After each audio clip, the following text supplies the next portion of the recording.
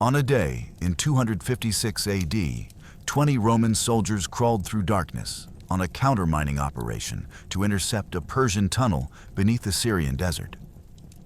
Within seconds of breaking through, they were dead, asphyxiated by sulfur dioxide gas in history's first documented chemical attack. We know this not from ancient chronicles, none exist, but from forensic archaeology. Their bodies, found exactly where they fell in the 1930s, analyzed in 2011 by Dr. Simon James, who reconstructed the chemical mechanism from tunnel geometry and residue traces. Think about what that means. 0 contemporary written accounts survive. No Roman historian recorded it. No Persian scribe documented it. Yet forensic archaeology has reconstructed this siege with detail that would make a CSI investigator jealous.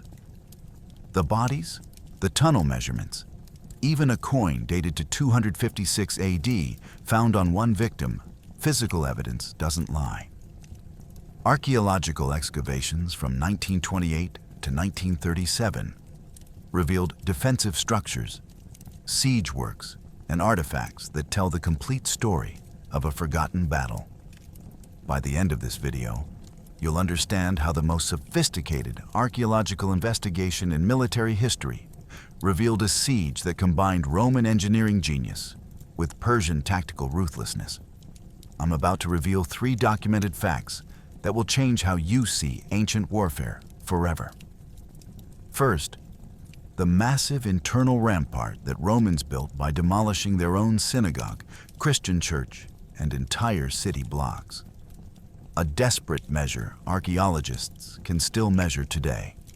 Second, why Sassanian engineers successfully used poison gas when Roman counterminers broke into their tunnel, a tactic we can reconstruct from the chemical residue in body positions. Third, how this Pompeii of the desert was preserved by the very defenses meant to save it, creating an unparalleled time capsule of 3rd century frontier life. But here's what makes this archaeologically extraordinary. How did Romans know to dig countermines to intercept Persian tunnels they couldn't see? What engineering calculations did Sassanian siege masters use to build a 40-meter assault ramp in open desert?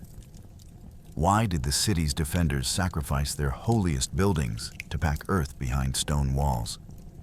How could the most powerful Persian army in generations need months to crack a single fortress? And why, after capturing it, did the Sassanians simply deport everyone and walk away, leaving the city to be buried by sand for 1,600 years?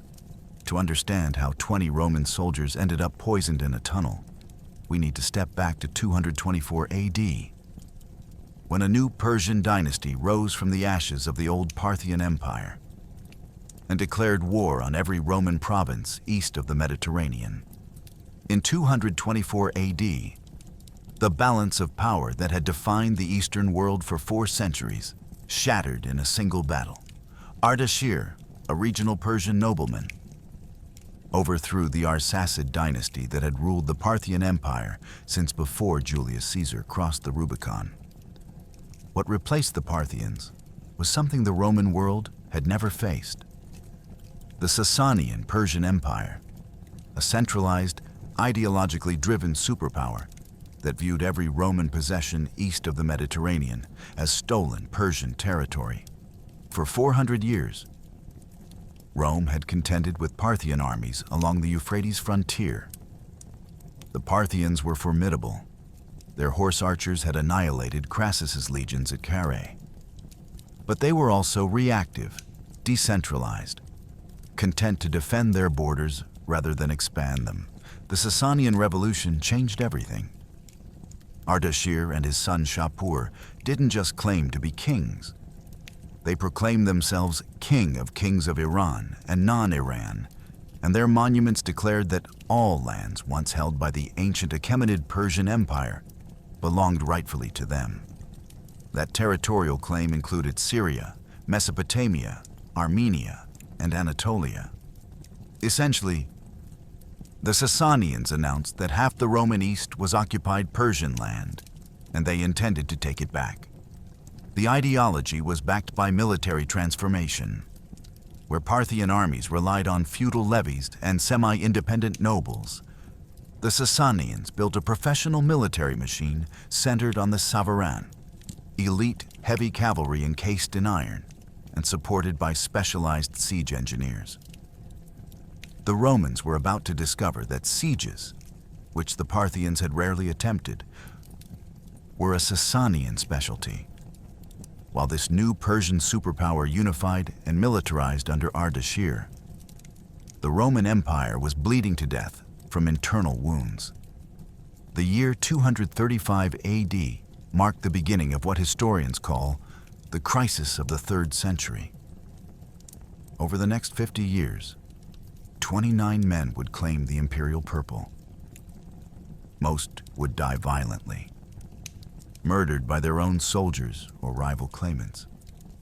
The frontiers were stripped of troops to fight civil wars. The economy collapsed under hyperinflation. Plague ravaged the cities. The empire wasn't dying slowly. It was hemorrhaging. When Shapur succeeded his father in 240 AD, he inherited an empire ready for conquest and faced a Roman state barely capable of defending itself. The Sassanian inscriptions from his reign read like a catalog of Roman humiliation. Shapur's own monument, the Res Gestae Divi Saporis, boasts of his _1_ over Roman emperors. In 244, Emperor Gordian III died. Whether in battle or by assassination remains disputed, at Mesich. Philip the Arab, who succeeded him, immediately sued for what Sassanian sources call, "two paying massive tribute to end Shapur's invasion." The balance had shifted from centuries of rough parity to Persian ascendancy. By 240 AD, Shapur commanded the most powerful Persian military in 7 centuries, and he had a list of Roman cities he intended to burn. Standing directly in his path was a city that shouldn't have mattered, a dusty trading post on the Euphrates that Rome had turned into something far more dangerous.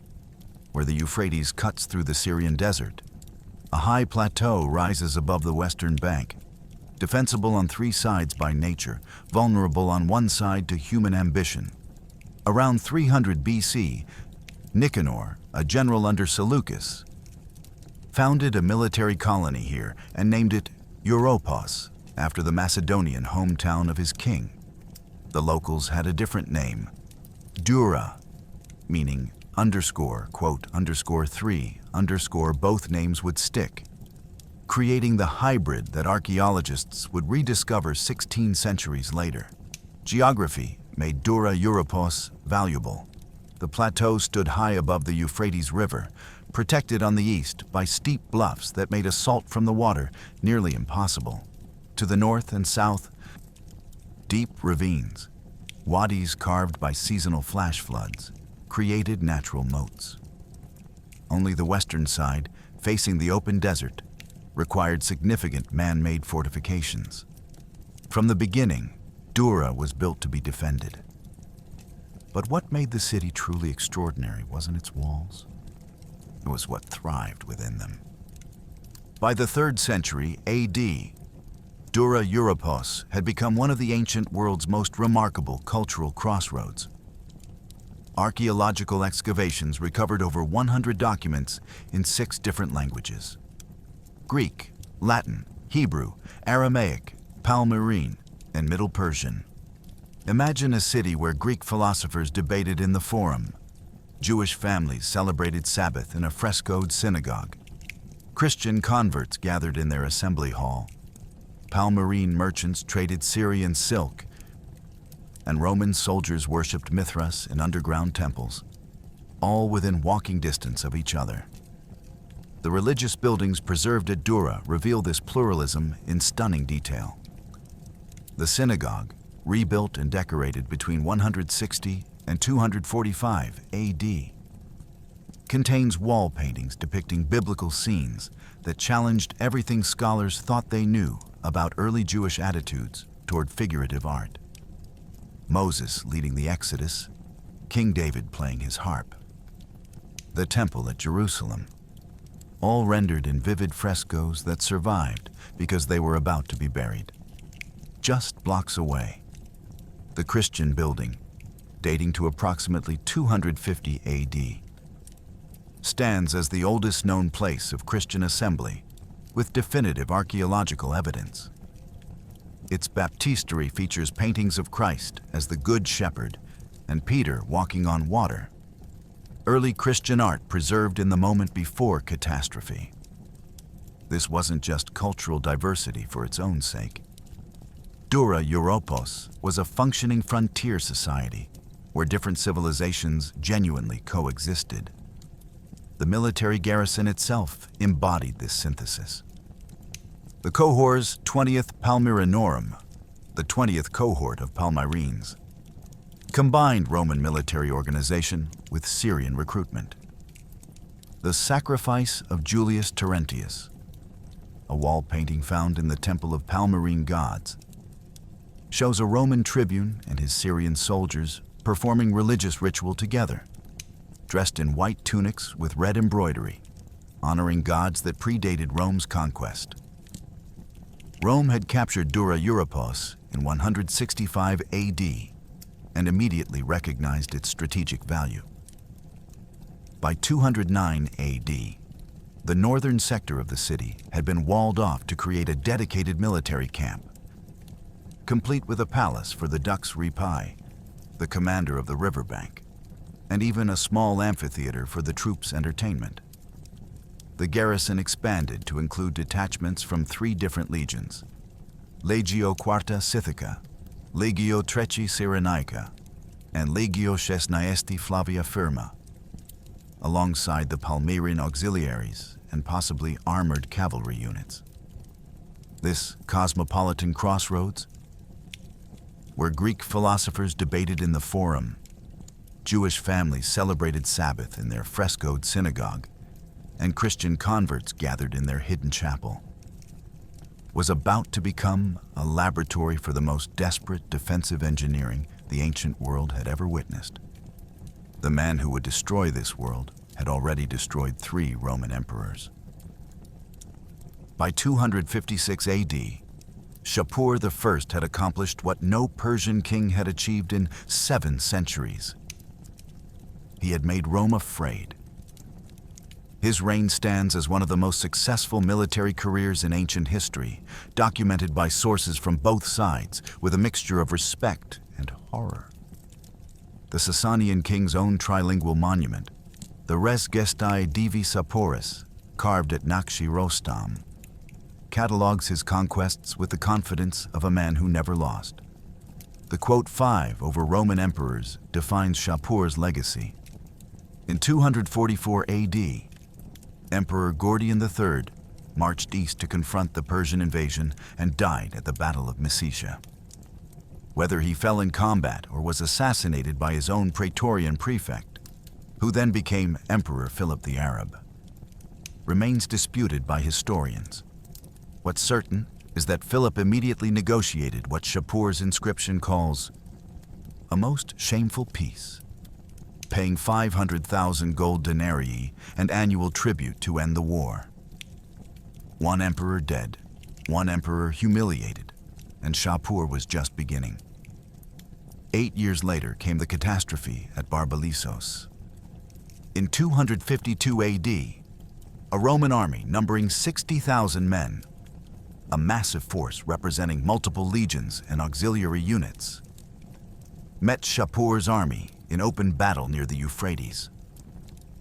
The result was annihilation. Sassanian sources and Roman accounts both confirm the scale of the disaster. The Roman army was effectively destroyed. 60,000 soldiers who marched east never returned. The road to Syria lay open. Shapur exploited the victory immediately. In 253 AD, his army sacked Antioch, Syria's greatest city and one of the wealthiest metropolises in the eastern Mediterranean.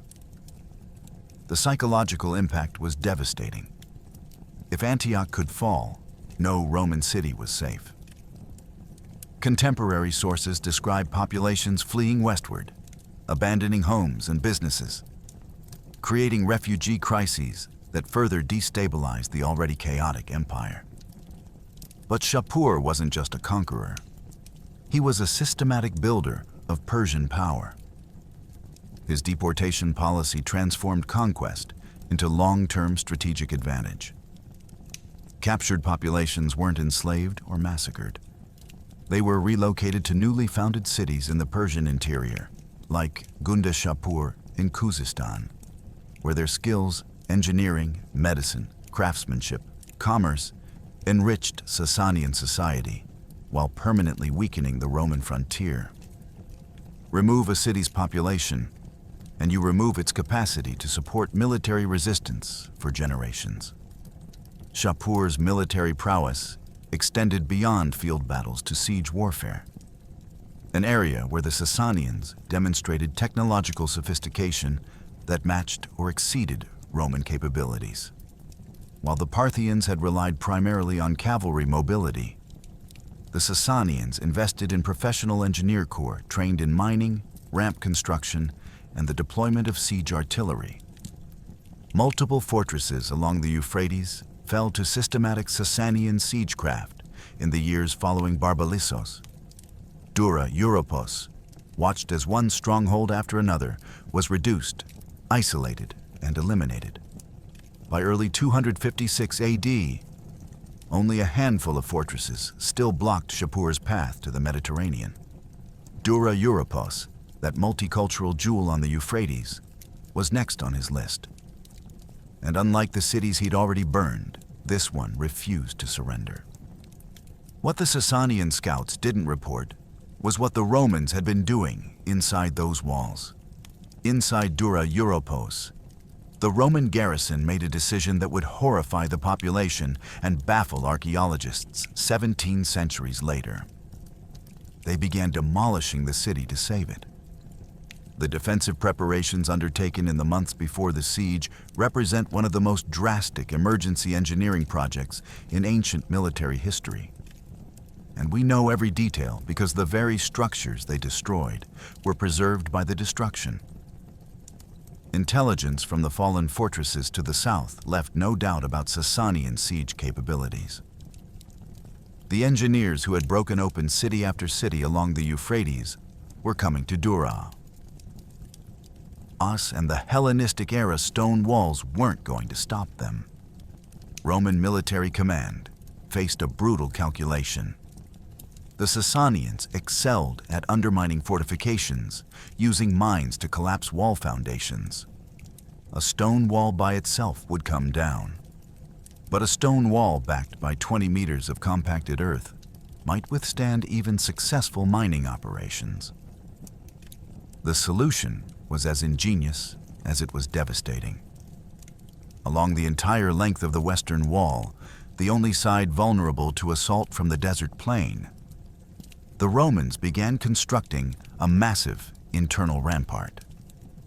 This wasn't a small reinforcement. Archaeological excavations measured it at approximately 20 meters wide, rising to the height of the battlements themselves. Building it required material on a scale that only one source could provide: the city itself. Block by block, the Romans demolished buildings adjacent to the western wall and used the rubble as fill. Homes were torn down, their mud brick and stone incorporated into the growing embankment. Shops were gutted. Public buildings were sacrificed. But the most painful demolitions were the religious structures. The Jewish synagogue, decorated between 160 and 245 AD with those stunning biblical frescoes, was systematically dismantled. The walls came down. The painted plaster was buried. The Torah ark was removed, and the sacred space was filled with earth and rubble. Just blocks away, the Christian building met the same fate. the assembly hall where one of the earliest Christian communities had gathered, where converts had been baptized in the painted baptistry showing Christ as the Good Shepherd, was demolished and buried. The Mithraeum, where Roman soldiers had worshipped in torchlit mystery rites, disappeared beneath the rampart fill. Archaeologists working 16 centuries later would find these buildings perfectly preserved, sealed intact beneath tons of protective earth, the unintended time capsule created by military desperation. The psychological impact on Dura's population must have been profound. Imagine watching your synagogue demolished, your church buried, your home reduced to rubble, all to build a defensive wall that might not even work. The rampart construction was an act of communal sacrifice on a staggering scale, and it transformed the western quarter of the city into an archaeological gift. The very buildings destroyed to create the rampart were preserved by it, protected from later looting, weathering, and destruction. While the internal rampart rose behind the wall, Roman engineers worked on the exterior, against the outer face of the western wall. They constructed a steep glacis, a sloping embankment of mud brick, rubble, and packed earth. This glacis served multiple functions. It prevented siege towers and battering rams from being rolled up to the wall base. It helped deflect artillery fire, and it thickened the foundation, making mining more difficult. The angle was calculated to force attackers uphill, while archers and artillery on the wall above could rain down projectiles. The final defensive measure involved the towers themselves. All along the western wall, Romans filled the ground floors of the defensive towers with earth and rubble, transforming them from hollow structures into solid masses of compacted material. This prevented the towers from being primary mining targets. If a Sassanian tunnel reached a tower foundation, it would encounter not a hollow chamber vulnerable to collapse, but a solid core of stone and earth. The Romans couldn't know that by burying their city's heart to save its walls, they were creating the greatest archaeological gift in military history. A frozen moment that would tell their story when no chronicle would. By the spring of 256 AD, the rampart was complete, the glacis was in place, and the towers were reinforced. Just in time. Because dust clouds were rising on the western horizon. The Sassanian siege train that appeared before DURA-EUROPOS in early 256 AD wasn't an army. It was a construction crew backed by thousands of swords. What distinguished Sassanian siege warfare from earlier Parthian raids was precisely this: the professionalization of engineering, the systematic application of technical knowledge to break fortifications that courage alone couldn't storm. No Persian source documents the Sassanian army's size, a gap that matters. Sassanian chronicles celebrated victories, but rarely detailed logistics. We can infer thousands of workers and soldiers from the engineering scale. Building a 40-meter brick ramp requires massive labor crews, as does operating multiple simultaneous mines while maintaining a siege perimeter. Historians estimate 8,000 to 15,000 total. But this is educated guesswork based on siege requirements, not documented fact. The absence reminds us that this siege's story comes from what the diggers left behind, not what the scribes wrote down. What the Sassanians did leave behind was a monument to engineering ambition. Between Tower 14 and Tower 15, along the southern section of the western wall, they began construction of an assault ramp that would take weeks to complete. Archaeological surveys measured the finished structure. 40 meters long, 10 meters high, with a surface paved in baked brick to create a smooth, stable platform capable of supporting siege towers or iron-shod battering rams. The construction process was methodical.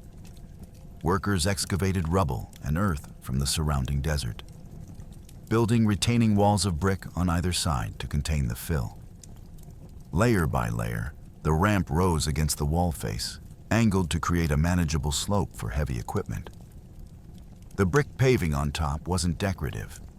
It was functional, preventing the surface from becoming mud during any rain and providing a hard platform for wheels and rollers. From the walls above, Roman archers and artillery tried to suppress the work crews, but the scale of labor made the project unstoppable. Simultaneously, beneath the desert surface, Sassanian mining operations commenced. The primary mine targeted Tower 19, north of the Palmyrene Gate. The Sassanians demonstrated tactical cunning in their approach. They began the tunnel in a chamber tomb in the necropolis outside the walls, giving them a concealed entry point where Roman observers couldn't see the initial excavation or the spoil heaps. From this hidden starting point, they drove a tunnel 40 meters through alternating layers of soft gypsum and harder limestone, aiming for the tower's foundation. The mining technique followed proven methods refined over generations of Persian siege warfare. Engineers calculated the tunnel's direction and depth to pass beneath the wall's foundation stones. Once under the target, miners would excavate a gallery, removing the foundation material and replacing the load-bearing stone with timber props. When the gallery was complete, the wooden supports would be set ablaze. As they burned and collapsed, the stones above would settle into the void, ideally causing catastrophic structural failure. A secondary mining operation began near Tower 14, coordinated with the assault ramp construction. The strategy was clear: create multiple simultaneous crisis points, forcing the defenders to split their attention and resources. While Romans defended against the visible threat of the rising ramp, Sassanian tunnels crept invisibly toward the wall foundations.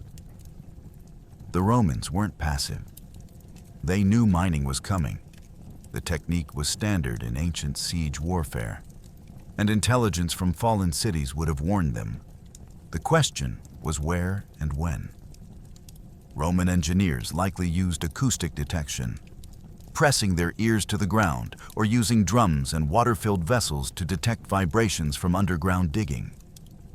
When they believed they'd located a Sassanian tunnel, they began their own countermine, attempting to intercept the enemy gallery before it reached the wall. By midsummer, 2 separate death traps were taking shape, one towering above the desert in brick and earth, one burrowing through limestone in darkness. The Romans knew both were coming. What they didn't know was which would kill them first, or what the Sassanian engineers had prepared for when the tunnels met. 20 meters beneath the western wall, in absolute darkness, Sassanian miners were about to encounter something unexpected. In the darkness beneath Tower 19, Roman miners pressed their ears against stone, listening for the sound that would save or doom them, the rhythm of Persian picks cutting through limestone. Countermining was as much art as engineering, a deadly game of acoustic detection and geometric calculation played in cramped tunnels where a miscalculation of even a few meters meant missing your target entirely. The Romans had detected the Sassanian mine through vibration or sound. Standard practice in ancient siege warfare involved listening posts along the wall, sometimes using drums or water-filled vessels to amplify underground sounds. Once they'd estimated the direction and approximate depth of the enemy tunnel, they began their own excavation from the internal rampart, driving toward what they hoped was an intercept course. The goal was simple: break into the Sassanian tunnel, engage the miners in hand-to-hand combat in the confined space, and either collapse the enemy gallery or kill enough workers to halt the operation. Archaeological analysis of the tunnels reveals the fatal miscalculation. The Roman countermine was dug approximately 3 meters above the Sassanian tunnel, a vertical offset that seemed minor in planning, but would prove catastrophic in execution. Whether the Romans misjudged the Sassanian tunnel depth, or whether the Sassanian engineers deliberately dug deeper than expected to evade detection. The result was the same. The tunnels would meet, but with the Romans above and the Persians below. For weeks, both sides worked in suffocating darkness. The Roman tunnel, dug through the rampart fill and then through solid rock, advanced meter by meter toward where acoustic detection suggested the Sassanian gallery lay. The Sassanian miners, hearing the Romans approaching through the limestone above them, recognized the countermining operation and prepared their response. What they prepared wasn't swords. Forensic Reconstruction by Dr. Simon James, published in 2011, reveals what the Sassanians positioned at the intersection point. Braziers filled with hot coals and stockpiles of sulfur crystals and bitumen, a tar-like substance readily available from natural seeps in the region. This wasn't improvisation. The Sassanians understood combustion chemistry well enough to prepare a chemical ambush. The cramped tunnel environment worked in the Sassanians' favor. In open air, sulfur dioxide disperses relatively quickly, diluted by wind and atmospheric mixing. In a confined underground gallery with limited air circulation, the gas would concentrate to lethal levels. The vertical offset made it perfect. Gases rise. With the Romans breaking in from above, any heavy gas produced at the intersection point would naturally flow upward into the Roman tunnel. Driven by both its own buoyancy and potentially aided by bellows or the chimney effect of the tunnel shafts.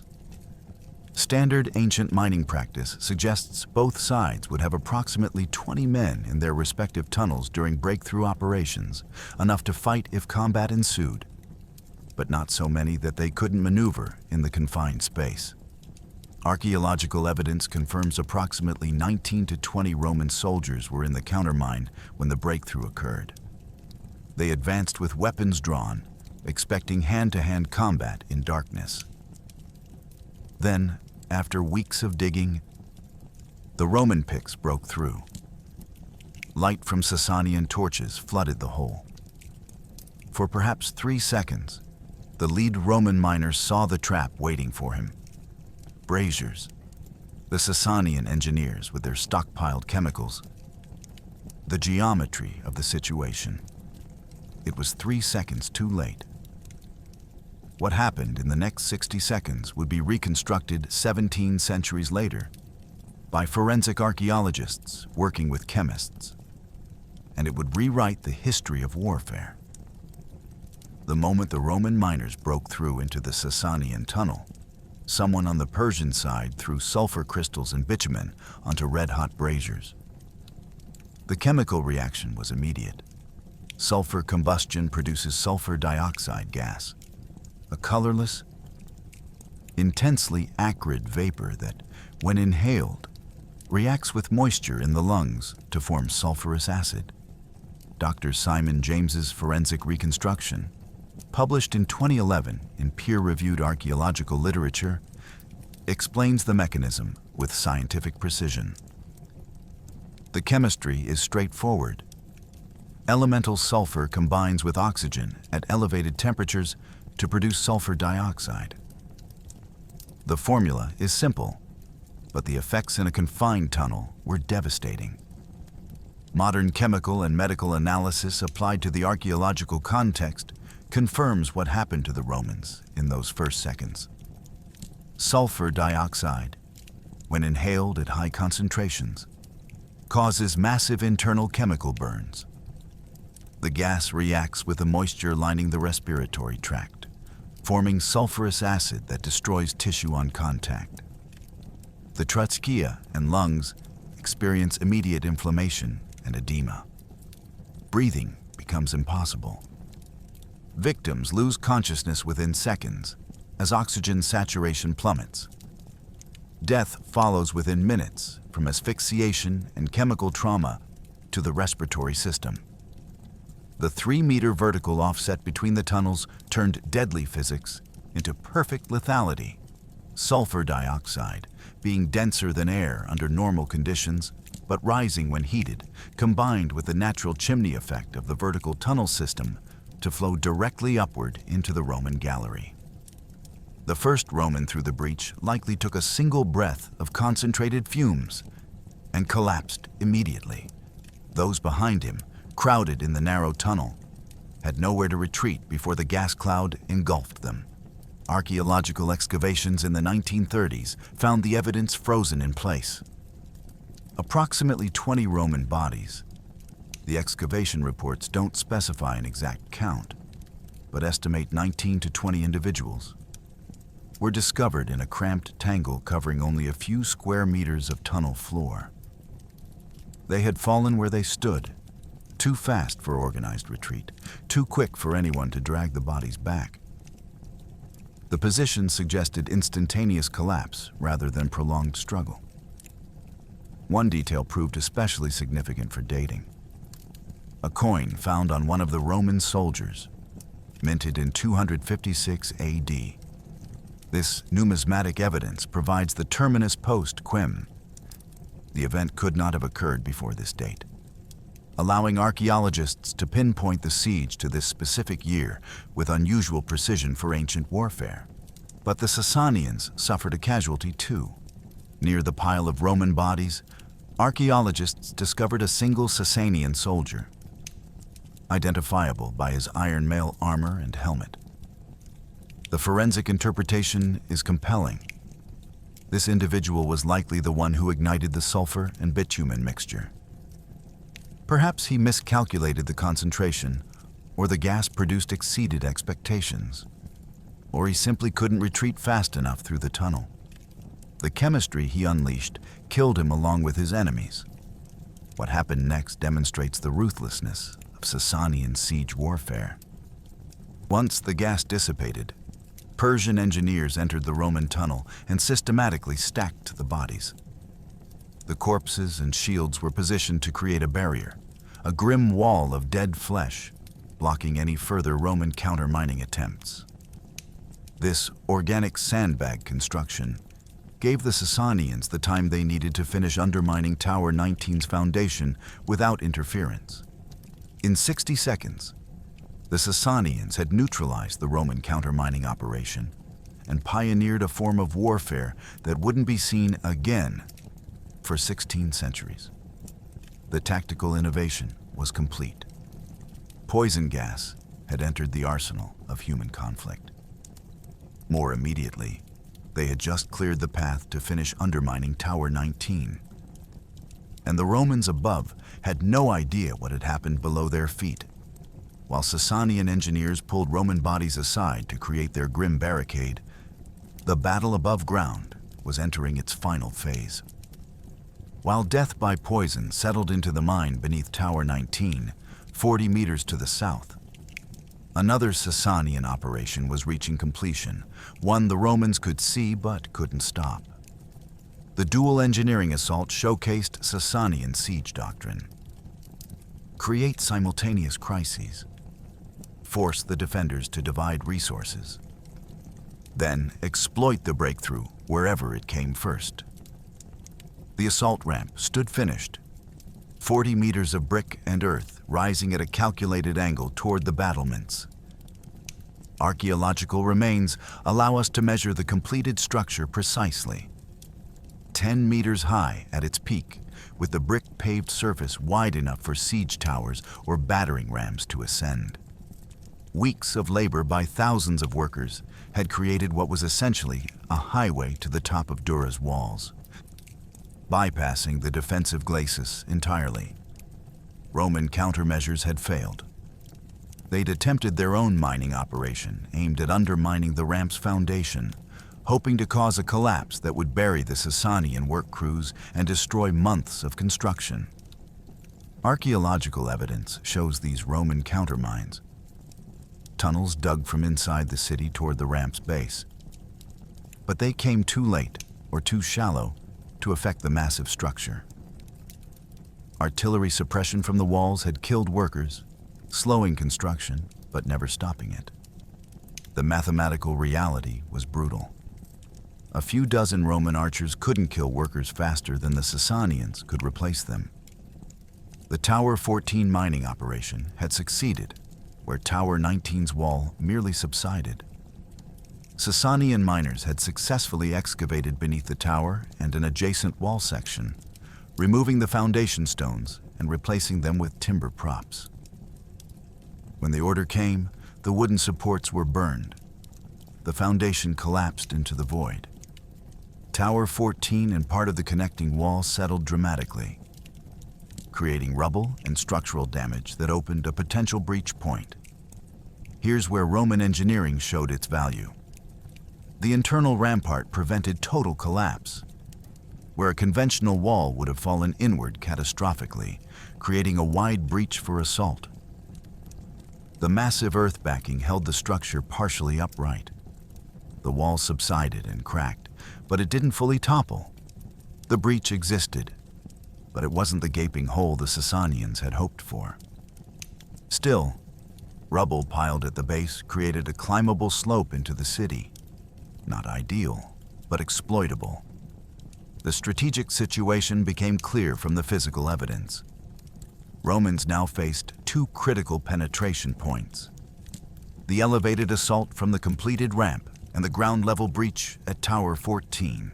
Defensive doctrine required splitting the garrison between these threats, weakening both positions. Standard military calculations suggest the Romans stationed their heaviest troops, any remaining heavy infantry and possibly armored cavalry, near the predicted breach points, with lighter troops and artillery maintaining fire along the rest of the wall perimeter. By late summer, 256 AD, the mathematical certainty was unavoidable.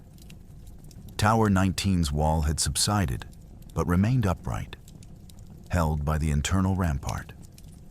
Tower 14's wall had collapsed into rubble, and the assault ramp stood complete, a brick highway to the battlements. The Sassanians had the city surrounded, undermined, and overmatched. The only question was which breach they'd exploit first, and whether the garrison would fight or negotiate. Inside the walls, the garrison faced the calculation every besieged force dreads: fight to the last, or seek terms for surrender. The archaeological record preserves choices, not words. Ammunition positioned in precise rows near the military camp wall. Weapons stockpiled at defensive choke points. Artillery batteries arranged for overlapping fields of fire. These artifacts speak more clearly than any diary could. The garrison chose to fight. No evidence of delegation under white flags. No Sassanian inscription mentioning surrender negotiations. Just weapons positioned, defenses prepared, and ultimately, bodies left unburied where they fell. No Roman chronicles survived to record the garrison commander's deliberations in those final days before the assault. No letters home describing the mood in the ranks. The silence of textual sources is complete, but material evidence reveals decision-making through action. The archaeological positioning of equipment in the final defensive configuration shows coordination, planning, and acceptance of what was coming. The catapult bolts found near the military camp wall weren't scattered randomly. They were arranged in rows, ready for rapid loading and firing. Archaeologists who excavated the site in the 1930s noted the deliberate organization, describing it as a quote 8 of ancient artillery ammunition. Someone had given orders to prepare these positions for sustained fire. Someone had calculated fields of fire and organized resupply. These aren't the actions of a garrison planning to surrender. Historical context from other Sassanian sieges suggests why fighting might have seemed the only honorable option, even if tactically hopeless. Shapur's deportation policy was well established by 256 AD. Cities that surrendered and cities that resisted met the same fate. Their populations were relocated to the Persian interior. Surrender might save lives in the immediate term, but it guaranteed the same long-term outcome: forced march to Persia, resettlement in places like Shapur, separation from homeland forever. For a professional military garrison, Roman military culture emphasized honor in resistance, even against impossible odds. The composite nature of the DURA garrison, detachments from multiple legions, palmyrene auxiliaries, possibly armored cavalry units, meant different traditions and loyalties. But archaeological evidence suggests they fought as a unified force. The defensive positioning shows coordination across unit types, with heavy infantry, light troops, and artillery integrated into a coherent defensive plan. What we cannot know is the psychological state of individual soldiers. Did they believe relief might come? Did they hope the Sassanians would withdraw if resistance proved too costly? Did they simply refuse to abandon the civilian population to deportation without a fight? The archaeological method can reveal actions, but not motivations, material choices, but not mental states. We see what they did, not why they chose to do it. The evidence becomes clearer in what followed. When the Sassanian assault finally came, the garrison was in position, weapons ready, ammunition distributed, artillery loaded. They had made their choice, and that choice was written in iron and stone rather than ink and parchment. These men, whose names we'll never know, whose last words were never recorded, whose faces have vanished from history, left one final testimony in the placement of their weapons and the positions of their bodies. They fought. The Sassanian assault, when it came, struck with the precision of engineers who had spent months preparing for this moment. The Sassanian assault came from two directions at once: up the brick ramp toward the battlements, and through the rubble pile where Tower 14's foundation had collapsed into darkness. The pincer movement exploited weeks of engineering preparation, transforming siege works into assault routes in a coordinated attack that archaeological evidence suggests overwhelmed the Roman defensive perimeter within hours. The assault ramp attack likely began at dawn or early morning, when attacking troops would have the sun behind them rather than in their eyes. Standard tactical timing for ancient siege assaults. Sassanian infantry, possibly supported by siege equipment, rolled up the brick-paved surface, charged toward the battlements where Roman defenders waited. The ramp's 40-meter length and 10-meter height meant the assault force was under fire for the entire approach. But the width of the structure allowed attackers to advance in formation rather than single file. Archaeological evidence doesn't preserve the specific combat sequence, but the outcome is clear. Sassanian forces successfully reached the wall top and engaged Roman defenders in close combat along the battlements. The fight here would have been brutal. Spears, swords, shields in cramped fighting space, where superior numbers told immediately. Romans fighting from the internal rampart had the advantage of familiar ground and prepared positions, but they couldn't match the weight of numbers flooding up the ramp. Simultaneously, the Tower 14 breach saw exploitation. Where the wall had subsided and cracked, Sassanian troops climbed through the rubble and broken masonry into the city interior. This ground-level penetration bypassed the wall entirely, turning the fortification into an obstacle the attackers had already overcome. The internal rampart, which had prevented total collapse, ironically now created fighting positions for both sides. Romans defending from above, Sassanians assaulting from below through the breach. Roman defensive response split between the two crisis points.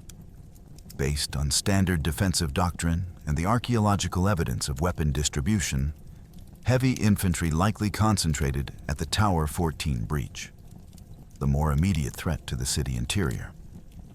Lighter troops and whatever cavalry units were present would have reinforced the ramp assault area, while artillery continued firing from positions along the wall that weren't yet under direct assault. The mathematics of siege warfare played out as they always had. Too few defenders, too many penetration points, too little depth for trading space for time. The Western Wall's defensive perimeter, which the Romans had reinforced so desperately with their internal rampart, was compromised at multiple points. What had taken months to build was being overrun in hours. By the time the sun reached its zenith, we cannot know the exact timing, but the archaeological evidence suggests hours of combat, not days. Sassanian warriors were inside the walls, and the Romans' carefully prepared perimeter had become a death trap rather than a defensive advantage. The battle was no longer about holding walls. It was about surviving streets. Fighting moved deeper into the city, away from the breached western wall toward the northern military camp. The Romans' last hope was to create a new defensive line around the garrison's headquarters area, using interior buildings and prepared positions to slow the Sassanian advance. In the northern military camp, the garrison's last organized defense was taking shape around the ammunition stockpiles and artillery positions. Near the wall of the military camp, archaeologists found what they called the machine gun belt. Rows of iron catapult bolts arranged for rapid fire, with the artillery crew's bodies lying beside them. The positioning tells a story of final resistance, of weapons crews maintaining fire, even as Sassanian infantry advanced through the streets toward their position. The artillery battery represented one of the Romans' few remaining advantages. Ranged firepower in an urban environment where sight lines and choke points could be controlled. Catapults and ballistae positioned along the military camp's internal wall could fire down streets approaching from the western part of the city, clearing Sassanian infantry with stone balls and iron bolts launched at lethal velocity. The rows of ready ammunition, stone balls stacked, iron bolts positioned for rapid loading, show this wasn't a hastily abandoned position, but one maintained until the crew was killed or overrun. Street-by-street fighting in the military camp left scattered evidence across the archaeological site. Weapon finds distributed throughout the northern sector suggest mobile combat rather than static defensive lines. Swords dropped, spears abandoned, shields left where their owners fell. The pattern indicates fragmentary resistance, isolated groups of defenders fighting from building to building as Sassanian troops pushed deeper into the garrison area. The bodies found unburied in the military camp area provide the most direct evidence of total defeat. Multiple Roman soldiers. The excavation reports don't specify exact numbers, but document multiple individuals, were discovered where they had fallen, never buried, never moved, never given the rights that military culture demanded. The only explanation for unburied bodies in a military camp is that no one survived with the capacity to bury them. Total garrison loss. Urban combat in ancient siege warfare typically lasted hours once the perimeter collapsed, not days.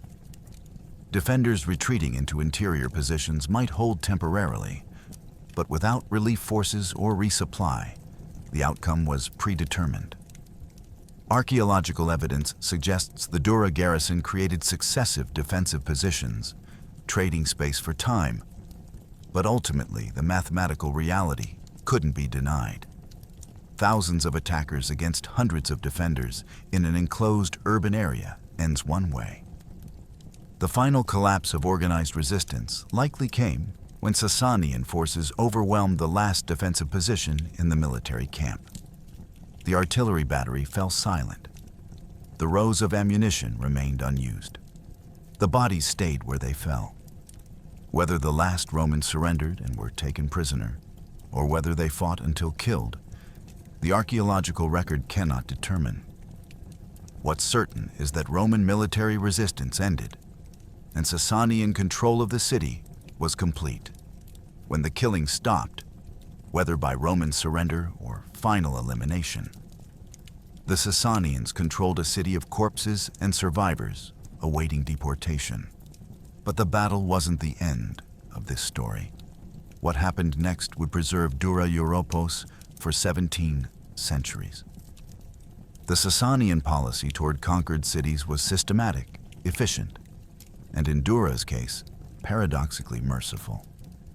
Not to the garrison, but to history. Shapur's policy toward conquered populations was coldly systematic. Deport the skilled, abandon the structures, weaken the Roman frontier by removing its human infrastructure. The deportation strategy transformed military victory into long-term strategic advantage, and DURA-EUROPOS experienced it in full. Historical records from other Sassanian sieges document the process. Captured populations, soldiers who survived the assault, civilian craftsmen, merchants, skilled workers, entire families were organized into columns for the march east to Persia. The destinations were newly founded or expanded cities in the Sassanian interior, particularly Shapur in Khuzestan, and settlements in the Babylon region. These deportees provided the skilled labor that enriched Persian urban centers while permanently depleting the Roman frontier's human resources. At DURA-EUROPOS, the entire multicultural community that had made the city extraordinary was uprooted.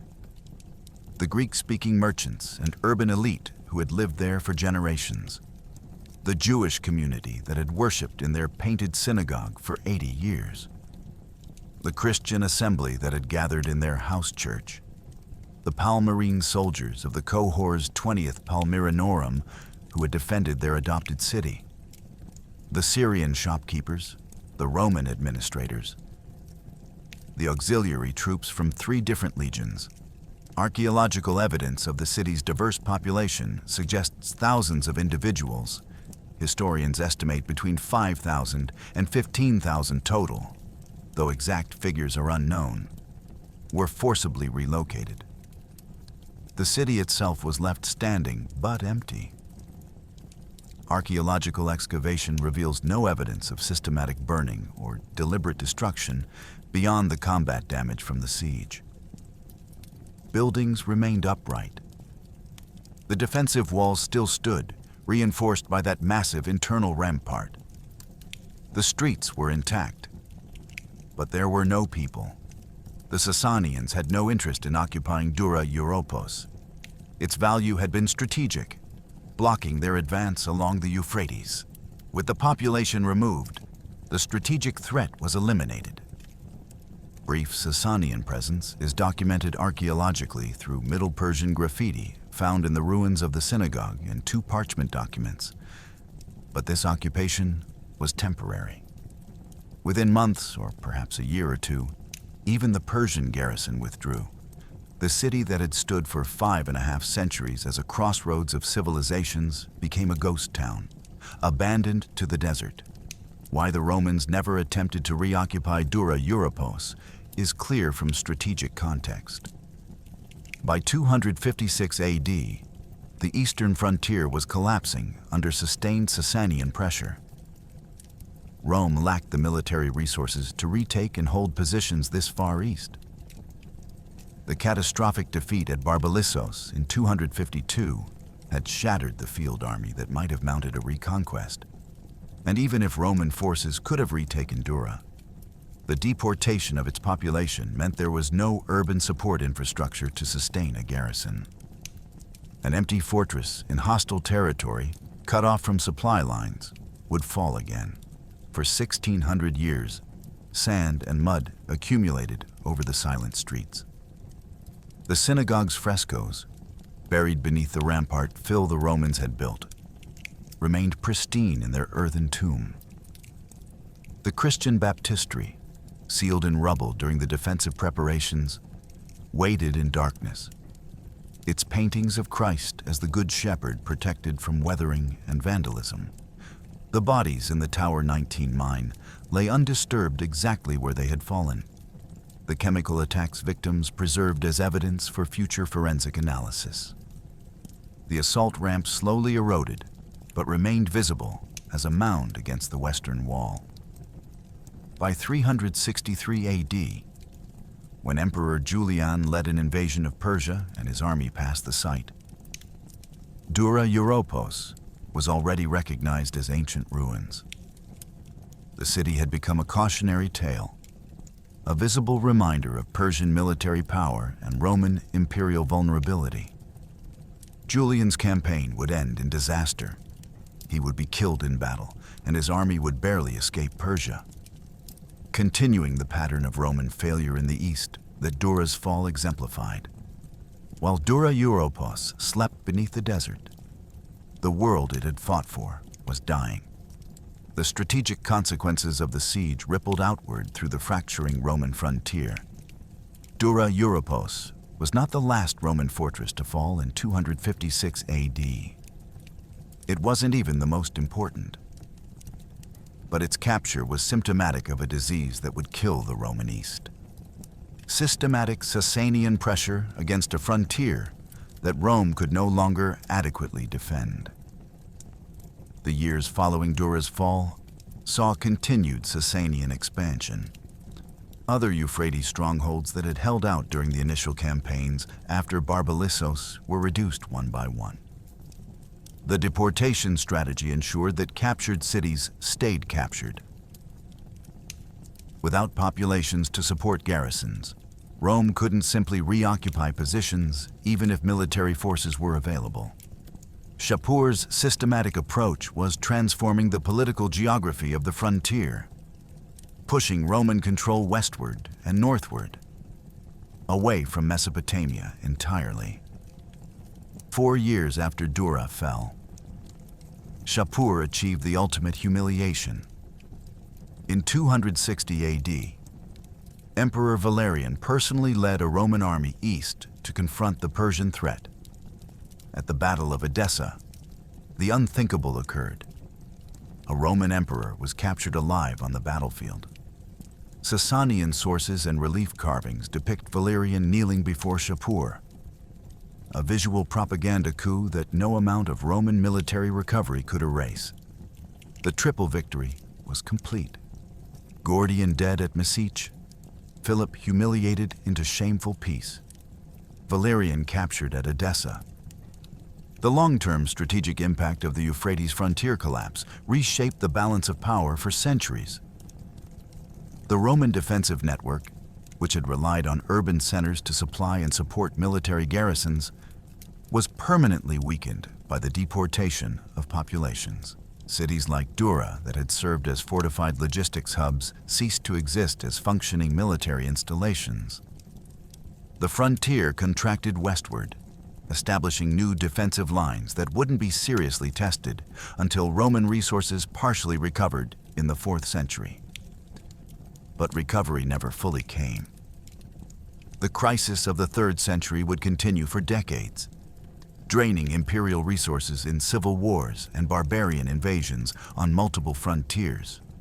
The eastern provinces, stripped of their urban populations and military garrisons by Sassanian campaigns, became vulnerable to raids and incursions that earlier defensive networks would have stopped. The mutual exhaustion of Rome and Persia through centuries of warfare created systemic weakness in both empires.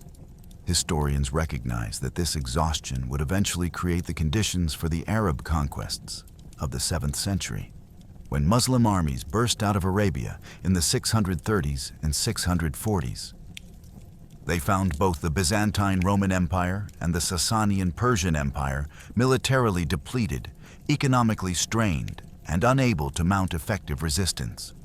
DURA-EUROPOS in 256 AD was one siege among many, but it was part of a pattern, systematic warfare that weakened both sides until external forces could overwhelm them both. Shapur proved that siege engineering and deportation could break Rome's eastern defenses. But neither empire could know that their mutual exhaustion would create the vacuum that Arab armies would fill 4 centuries later. DURA-EUROPOS was a symptom, a casualty, and a warning, all buried beneath the sand. For 16 centuries, the warning lay silent. Then, in 1920, soldiers digging a trench discovered something that would rewrite military history. In 1920, British soldiers stationed at Salihiyah were digging a defensive trench when their shovels struck painted plaster.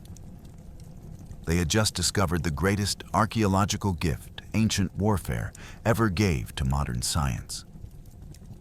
The wall paintings they uncovered, vivid frescoes that had been buried since the 3rd century, were reported to archaeological authorities and identified as belonging to an ancient city of significant historical importance. The systematic excavations began in 1928 and continued through 1937, conducted by teams from Yale University, the University of Chicago, and the French Academy of Inscriptions and Belles Lettres. What they uncovered transformed understanding of 3rd century frontier life, Roman military organization, early Christianity and Judaism, and ancient siege warfare. DURA-EUROPOS became known as the Pompeii of the desert, a city frozen in time, preserved not by volcanic ash, but by military desperation. The Jewish synagogue, discovered perfectly intact beneath the rampart fill, challenged centuries of scholarly assumptions. Academic consensus had held that early Judaism strictly prohibited figurative art, based on interpretations of the Second Commandment. Yet here were extensive wall paintings depicting Moses leading the Exodus, King David with his harp, the Temple at Jerusalem, vivid narrative frescoes that demonstrated sophisticated artistic traditions within Jewish communities of the 3rd century. The synagogue alone rewrote chapters of art history and religious studies. The Christian building, found in the same rampart fill just blocks from the synagogue, provided even more revolutionary evidence.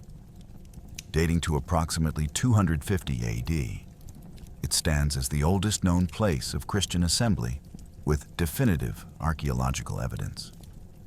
The baptistery's wall paintings, Christ as the Good Shepherd, Peter walking on water, Adam and Eve, represent some of the earliest Christian art ever discovered.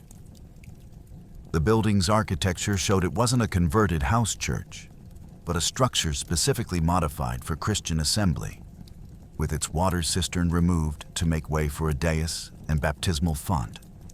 The military archives of the cohort's 20th Palmyranorum, preserved in the rampart fill, opened a window into the daily administrative life of a frontier garrison. Papyri and parchments documented duty rosters, supply requisitions, pay records, personnel transfers, the mundane paperwork that made Roman military logistics function. These documents provided details about garrison organization, unit composition, and frontier administration that no literary source had preserved. The weapons and equipment catalog was unparalleled.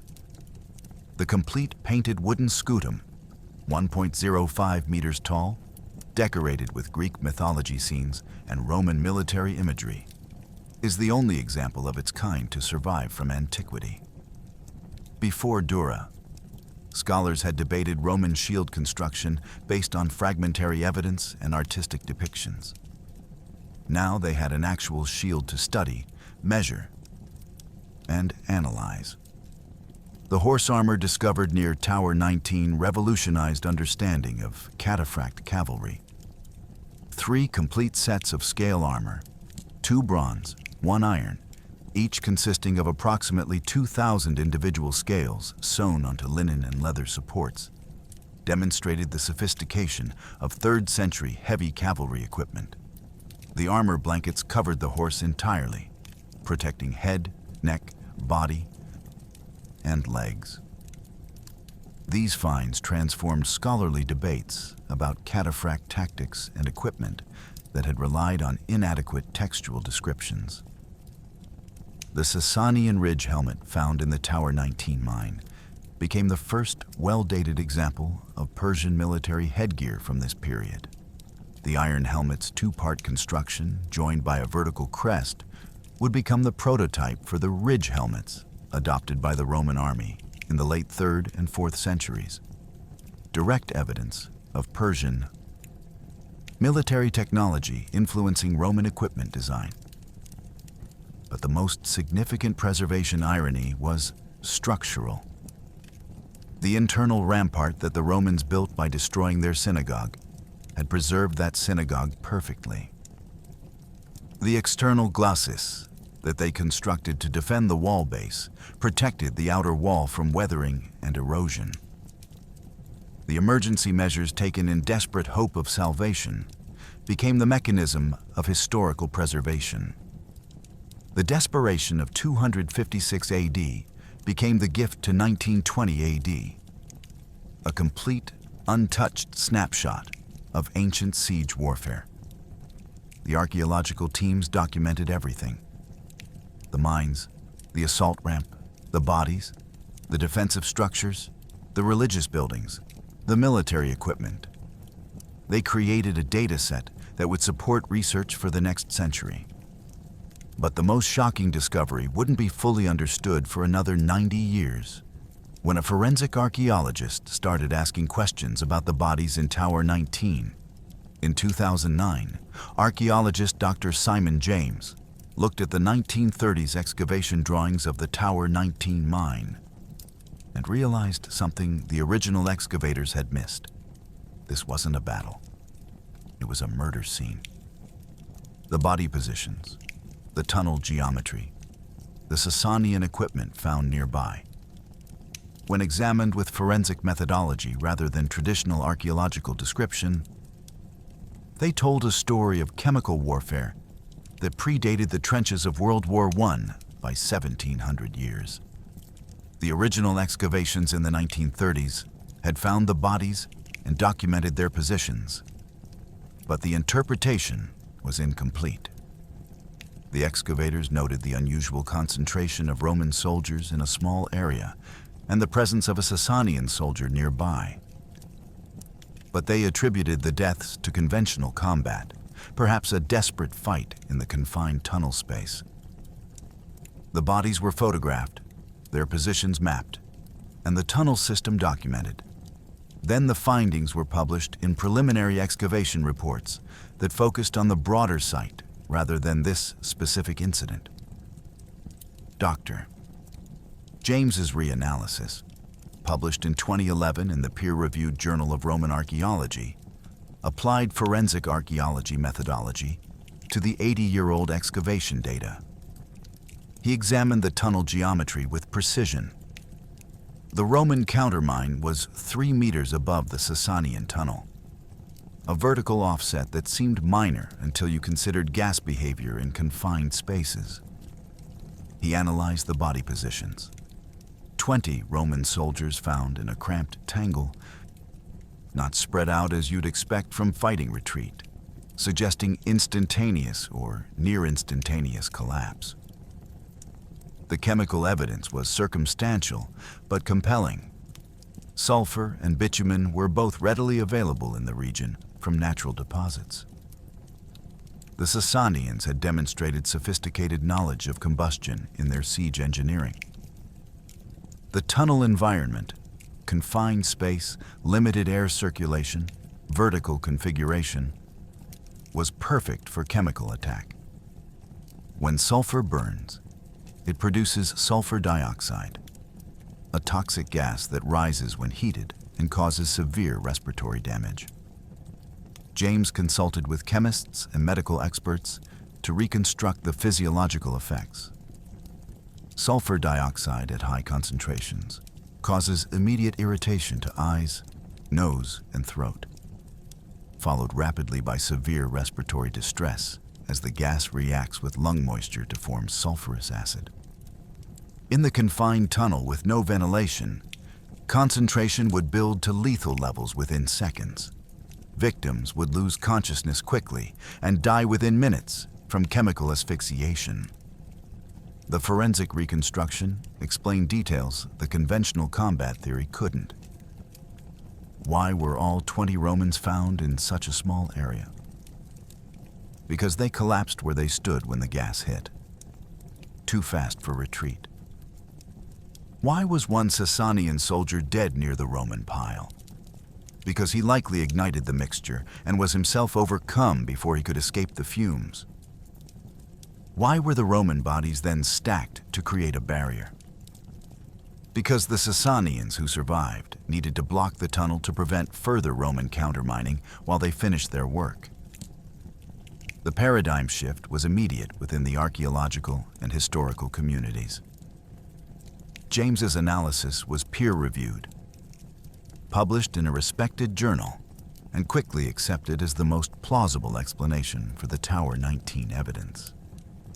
The dating of the earliest chemical warfare was pushed back from World War I's chlorine gas attacks in 1915 to the siege of DURA-EUROPOS in 256 AD, a revision of 1700 years. The broader significance went beyond historical chronology. James's work demonstrated that forensic archaeology, applying crime scene investigation techniques to ancient evidence, could solve historical mysteries that traditional archaeological interpretation missed.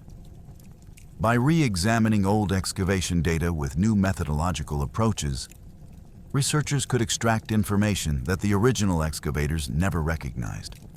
Those 20 Roman soldiers, dead for 17 centuries, had finally told their story, and it changed how we understand ancient warfare forever. The forensic breakthrough was just one of many ways DURA-EUROPOS rewrote military history. The artifacts pulled from that rampart fill taught historians things no chronicle ever could. The weapons and armor preserved at DURA-EUROPOS created the most complete catalog of 3rd century Roman military equipment ever found.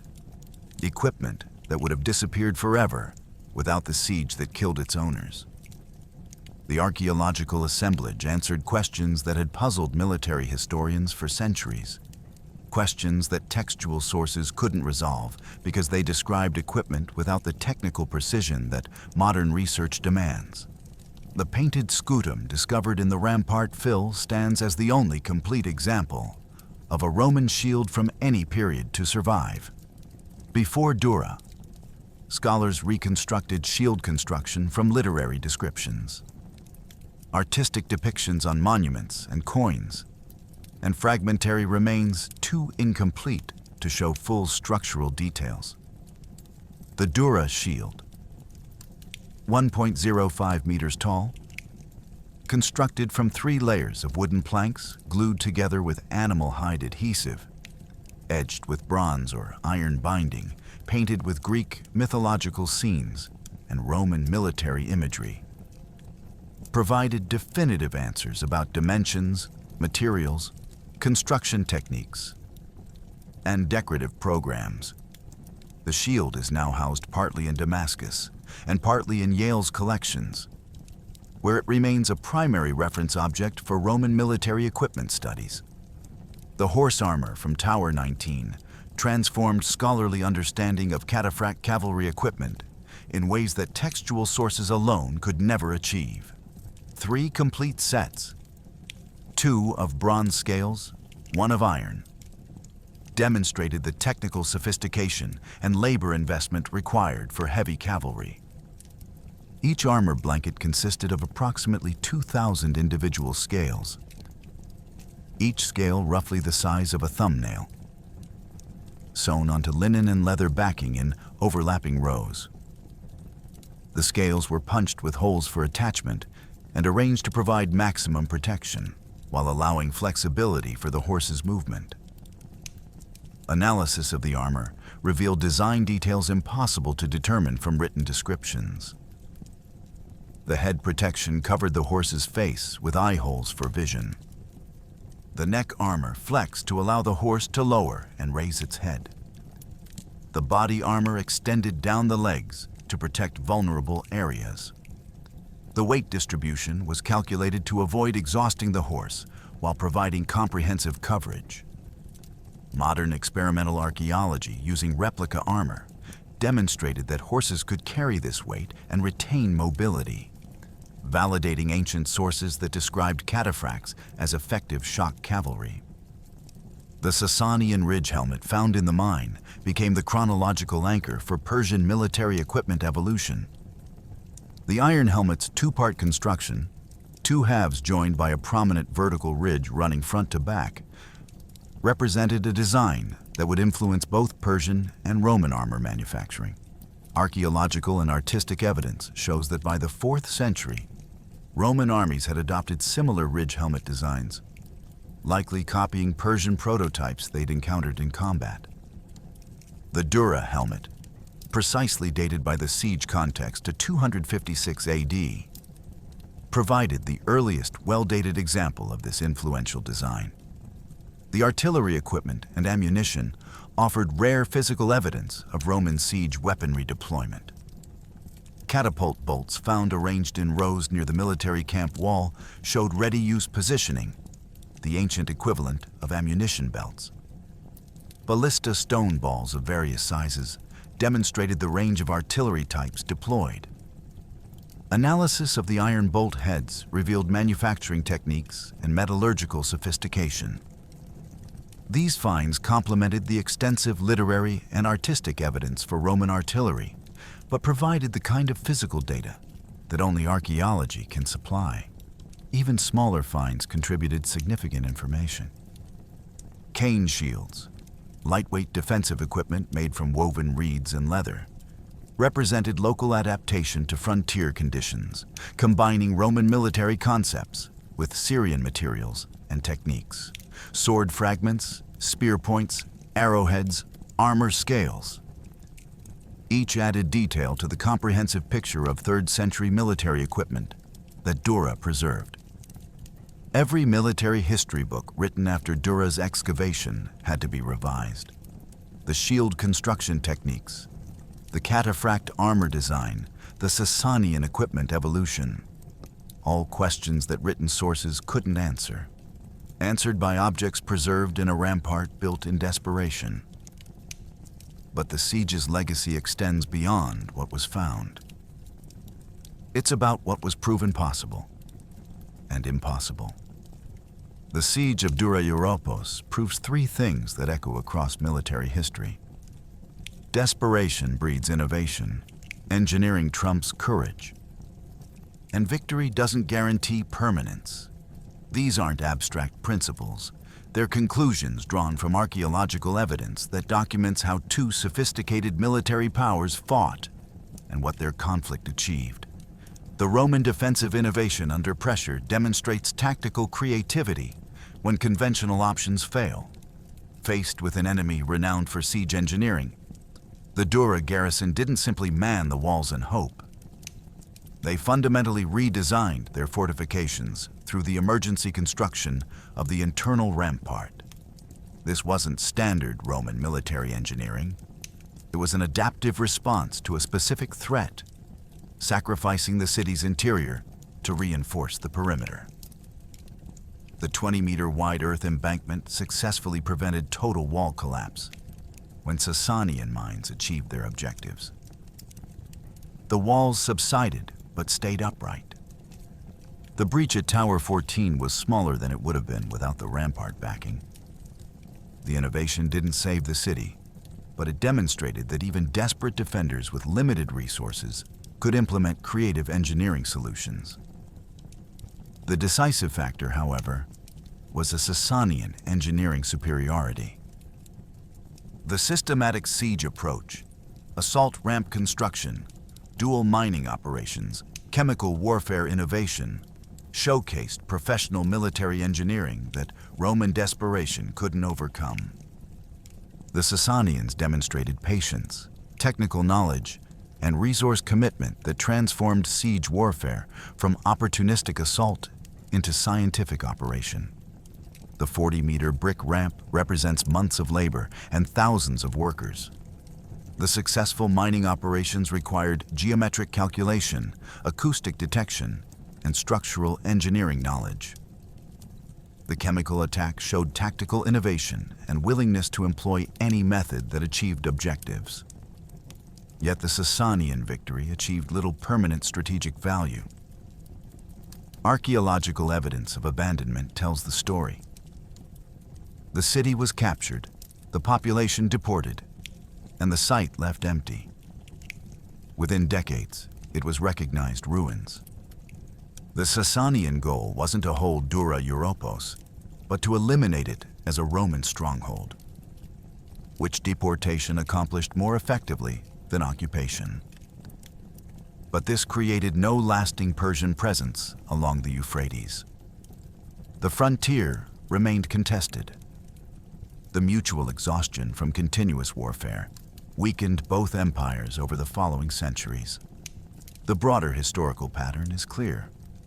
The Roman-Persian conflicts of the 3rd through 7th centuries systematically depleted both sides' resources, populations, and military capabilities. Neither empire achieved decisive, permanent victory. The crisis of the 3rd century nearly destroyed Rome. The Sassanian commitment to constant warfare drained Persian resources. When Arab armies emerged from Arabia in the 7th century, they encountered two exhausted superpowers unable to mount effective resistance. Dura fell in 256 AD. Byzantine Antioch fell to Muslim forces in 638 AD. The Sassanian Empire itself was conquered and extinguished by 651 AD. The siege warfare that seemed so decisive in the moment contributed to mutual destruction in the long term. The archaeological preservation creates a final ironic lesson about how we understand history. The failed defense that destroyed DURA-EUROPOS as a living city preserved it as a historical record. The rampart that couldn't save the garrison saved the synagogue. The desperation that couldn't prevent defeat prevented historical amnesia. Without the emergency engineering, Dura would have been just another city that fell to Sassanian conquest. Architecturally destroyed, culturally erased, historically forgotten, except as a name in chronicles that don't exist. Instead, DURA-EUROPOS teaches us that military history is written not just by victors, but by victims, if their remains are preserved long enough for science to read them. 20 Roman soldiers died, gasping in a tunnel. 16 centuries later, they revealed the first chemical weapon in human history. Which matters more to history? What Shapur I, or what the dead still had to teach us? The story of DURA-EUROPOS is the story of how we know what we know, and why sometimes the best testimony comes from silence. On the day DURA-EUROPOS fell, a world ended. Greeks who had lived there for 5 centuries, Jews who had worshipped in their painted synagogue for 80 years, Christians who had gathered in their hidden chapel. Palmyrene soldiers defending a city that spoke 6 languages. All were torn from their homes and marched to Persia. The multicultural crossroads of the ancient world became a ghost town, where sand slowly buried the evidence of what had been. But that burial preserved what no chronicle could: the synagogue frescoes that challenged centuries of scholarly assumptions about Jewish art, the Christian baptistery that rewrote early church history, the military archives that revealed daily garrison life, the complete shield that answered decades of questions about Roman equipment, the horse armor that transformed understanding of cataphracт cavalry, and 20 bodies in a tunnel that documented the first use of chemical warfare in human history. 17 centuries before World War I, DURA-EUROPOS proved that archaeology could reconstruct an entire military operation without a single written account. Dr. Simon James's forensic analysis of the Tower 19 mine showed that physical evidence, properly interrogated, could reveal tactics, chemistry, even the final seconds of soldiers' lives. The site became a case study in how modern science can read ancient battlefields like crime scenes, where every artifact position, every chemical trace, every structural detail tells part of the story. The Romans lost the city. The Sassanians won nothing permanent. Both empires exhausted themselves in centuries of mutual warfare until Arab armies swept through the wreckage they'd created. But the desperate Roman garrison, by demolishing their own city to build a rampart, accidentally built the greatest gift ancient warfare ever gave to modern science. A perfect time capsule from 256 AD, frozen in the moment before it fell. No Roman chronicler recorded the siege. No Persian scribe documented the victory. The names of the 20 men who died in that tunnel are lost forever. But their bodies testified. The chemical residue testified. The tunnel geometry testified. The positioned weapons testified. The demolished synagogue testified. DURA-EUROPOS teaches us that sometimes history's most important witnesses are silent, until science learns to hear them speak. 1,600 years after Sassanian siege engineers pioneered chemical warfare in a tunnel beneath the Syrian desert, their innovation would be rediscovered with industrial efficiency in the trenches of World War I. The desperation of 256 AD became a template for the horror of 1915 AD. Perhaps that's the real lesson of DURA-EUROPOS. Not just what desperate men will do to survive, but what terrible knowledge, once discovered, humanity never forgets. The siege of DURA-EUROPOS ended in 256 AD. Its testimony is still being heard today.